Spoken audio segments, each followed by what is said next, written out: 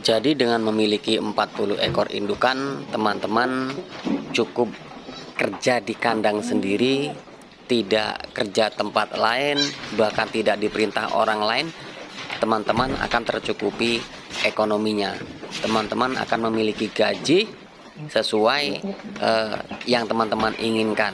Karena dengan 40 ekor indukan di 2 tahun kemudian teman-teman bisa memiliki ratusan ekor kambing sesuai rencana yang teman-teman rencanakan.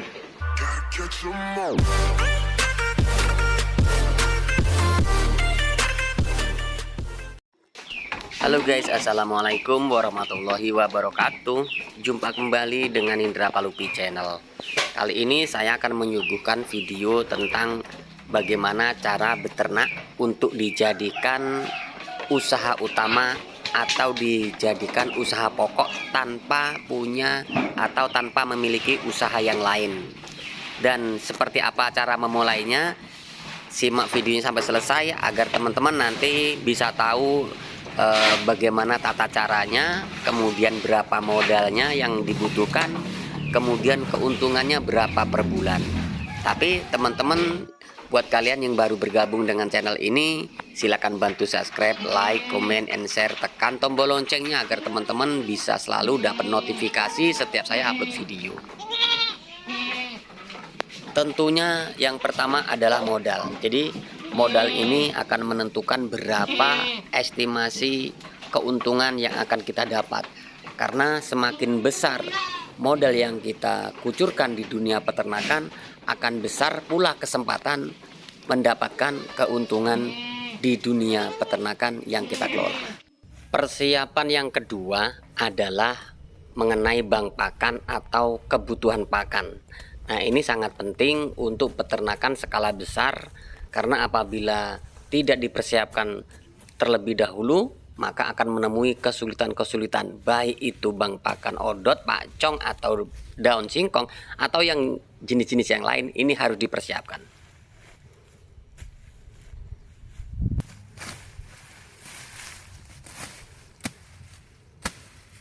Kemudian untuk yang nomor 3 adalah kandang. Nah, kandang ini juga sangat penting, tergantung kebutuhan teman-teman mau memiliki populasi berapa ekor. Yang harus dipersiapkan adalah kesesuaian, mau model seperti apa dan mau berbahan apa kandangnya. Ini sesuaikan kebutuhan dan kekuatan modal yang kita miliki. Jadi semua harus terkonsep jelas, tetapi ini juga harus melalui hitung-hitungan yang matang akan seperti apa ke depannya dan akan sejenis apa yang akan kita pelihara. Nah, ini yang paling penting dalam dunia peternakan. Jadi kita memang sudah tahu tujuannya, ini kita akan beternak kambing apa atau domba apa, itu yang paling penting. Kemudian yang nomor 4 adalah pemilihan bibitan. Nah, pemilihan bibitan ini harus benar-benar selektif dan harus hati-hati. Tidak boleh buru-buru walaupun teman-teman semua memiliki modal yang banyak ya. Karena teman-teman salah memilih bibitan, salah membeli bibitan, teman-teman akan mengalami kerugian yang fatal, terutama rugi di waktu. Nah, teman-teman, jadi seperti apa milih bibit yang bagus? Pemilihan bibit yang bagus adalah silahkan beli bibitan atau indukan yang sudah membawa anak. Jadi baik itu domba ataupun kambing ya, baik Jawa Randu ataupun Rambon, tidak ada masalah. Selama teman-teman membeli bibitan yang sudah membawa anak, maka teman-teman akan mendapatkan hasil yang lebih cepat ketimbang teman-teman membeli indukan kambing darah yang belum kawin atau yang belum birahi. Kenapa saya katakan dengan membeli indukan yang membawa anak seperti ini lebih menguntungkan? Karena di saat teman-teman membeli kemudian dipelihara 4-5 bulan, si anak ini sudah laku dijual. Kalau jantan di usia 5 bulan itu kurang lebih di 1.500.000, kalau betina di usia kurang lebih di 1 juta. Nah, itu pelihara 5 bulan saja, anak-anaknya yang bawaan dari kita beli sudah menghasilkan uang. Kemudian si induk ya sudah mulai bunting kurang lebih di usia 3 bulan. Itu kemudahan andaikan kita belanja atau memulai beternak dengan membeli bibitan yang indukan membawa anak. Beda lagi andai kita beli bibitan yang masih diri atau doro seperti ini, masih gadis. Ini kalau dipelihara 5-6 bulan pun belum tentu bunting atau birahi teman-teman. Karena biasanya di kambing darah atau yang masih perawan awal seperti ini itu masih banyak tantangan lah teman-teman. Kadang belum mau dipacekin karena rata-rata untuk kambing darah atau diri itu mulai kawin di usia 10 atau 11 bulan rata-rata, tapi ada juga yang umur 9 bulan sudah minta kawin. Kemudian yang nomor 5 adalah perawatan. Nah, di perawatan inilah akan menentukan keberhasilan kita. Jadi disinilah kita ditentukan akan berhasil atau tidaknya. Karena biasanya sebagus apapun kambing atau jenis apapun kambing, bagusnya kalau pemeliharaannya, perawatannya kurang bagus, kurang maksimal, tidak ditunjang dengan keilmuan, maka hasilnya akan kurang maksimal, bahkan bisa merugi kalau tidak menguasai keilmuan. Jadi apa langkah-langkahnya? Langkah-langkah pertama yang harus dilakukan seorang peternak adalah saat membeli kambing dari luar atau dari pasar atau dari pedagang, sebaiknya yang pertama adalah penyuntikan. Nah, penyuntikan ini apa? Pertama yang harus dilakukan adalah penyuntikan untuk kutu-kutuan menggunakan Wormectin, atau juga bisa disemprot dengan Fastak atau jenis lain. Bisa juga dimandikan dengan Fastak. Jadi bebas, karena saat kambing baru kita beli dari pasar atau dari bakul, kita tidak tahu keadaan kambing tersebut. Bisa juga dia bersih, bisa juga membawa penyakit. Nah, itu teman-teman.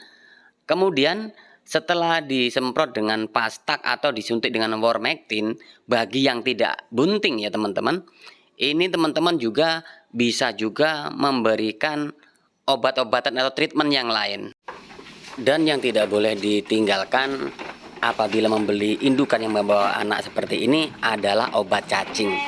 Jadi obat cacing ini bisa langsung diberikan minum terhadap induknya, atau juga bisa diberikan langsung ke cempenya atau ke anaknya apabila anaknya sudah di atas 20 hari usianya.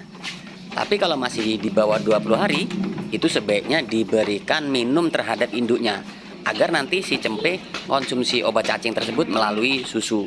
Nah, ini yang paling penting teman-teman apabila teman-teman membeli bibitan dari pasar atau dari bakul. Yang jelas dari kandang selain kandang kita. Karena semakin kita hati-hati dalam pembelian atau perawatan, maka akan maksimal kondisi kambing yang kita miliki teman-teman ya. Jadi jangan pernah tinggalkan obat cacing. Kemudian bagi kambing yang baru masuk, sebaiknya diberi minum dengan air gula aren atau gula merah ya. Nah, ini bagus untuk memulihkan stamina si kambing tersebut. Gitu teman-teman. Jadi cara-cara inilah yang harus dilakukan teman-teman saat membeli indukan. Kemudian yang nomor 6 adalah apabila anakan atau kambing yang kita pelihara itu kurang lebih sudah 1,5 bulan, artinya cempe ini sudah usia di 2 bulan. Nah, saatnya cempe ini dipisahkan di sebelah koloni yang lain. Jadi sudah tidak campur dengan indukannya, teman-teman ya. Tujuannya agar si cempe ini lebih fokus dengan pertumbuhan badannya, kemudian si induk biar fokus dengan birahinya. Nah, kemudian dikawinkan kembali agar produktivitasnya semakin bagus. Gitu teman-teman ya. Jadi tahapan inilah cempe harus wajib diberikan obat cacing, kemudian diberikan B-kompleks agar pertumbuhan badannya semakin pesat.